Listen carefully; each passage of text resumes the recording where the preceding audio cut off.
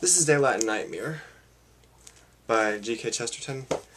I was the 19th person since the library system has been tracking such a thing to check out this book, and I had checked it out previously to this, so that kind of made me sad because I really like this book. Without further ado, I shall try to get through the reading of this book. One collection of short stories. It's called The Crazy Tale. Hey diddle diddle, the cat and the fiddle. The cow jumped over the moon.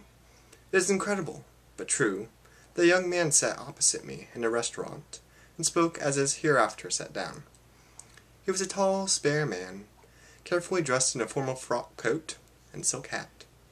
His tone was low and casual, his manner simple and very slow, and his bleak blue eyes never changed. Anyone just out of earshot of the words would have supposed he was describing, in a rather leisurely way, an opera or a cycling tour.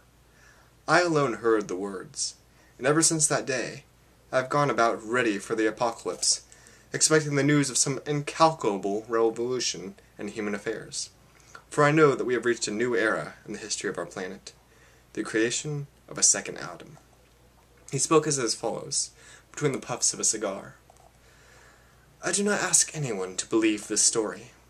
Only in some wild hour of a windy night, when we could believe anything, when the craziest of a knot of old wives is wiser than all the schools of reason, when the blood is lawless and the brain dethroned, when we would but see the windmills grind the wind, and the sea drag the moon, the apple tree grow lemons, and the cow lay eggs, as in a wild half-holiday of nature, then in the air and coarsely let this tale be told.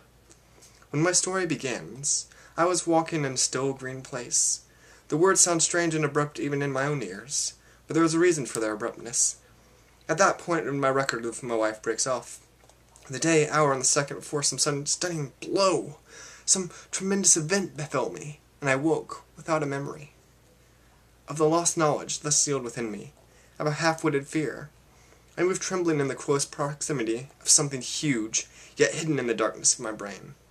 Only of two things I am convinced.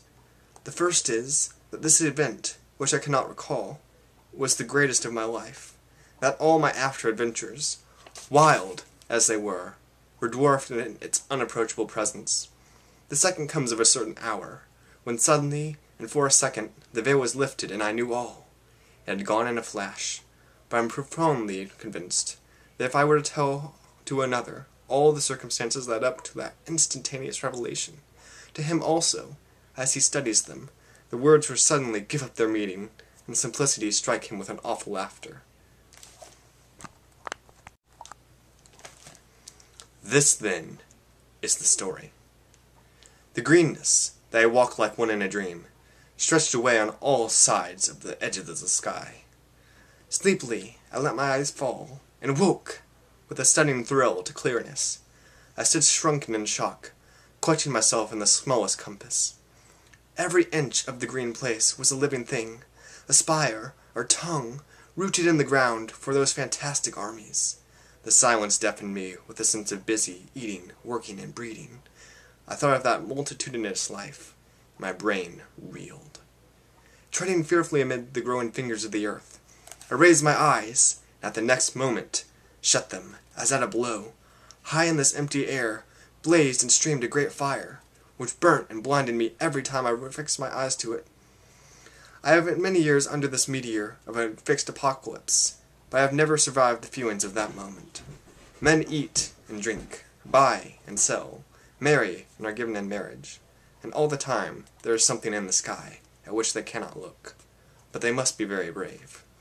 Again, a little while after, as one of the changes in a dream, I found myself looking at something standing in the fields, something that first looked like a man, and like two men, and then like two men joined, till, after dizzy turning and tramping about, it was like the searching of a maze. I found it was some great abortion of nature, with two legs at each end, calmly cropping the grass under the staring sun. I have said that I asked no one to believe this story. So I traveled along in a road of portents, like undecipherable parables. There was no twilight as in a dream. Everything was clear-cut in the sunlight, standing out in defiant plainness and infantile absurdity. All was in simple colors, like the landscape of a child's alphabet, but to a child who had not learnt the meaning.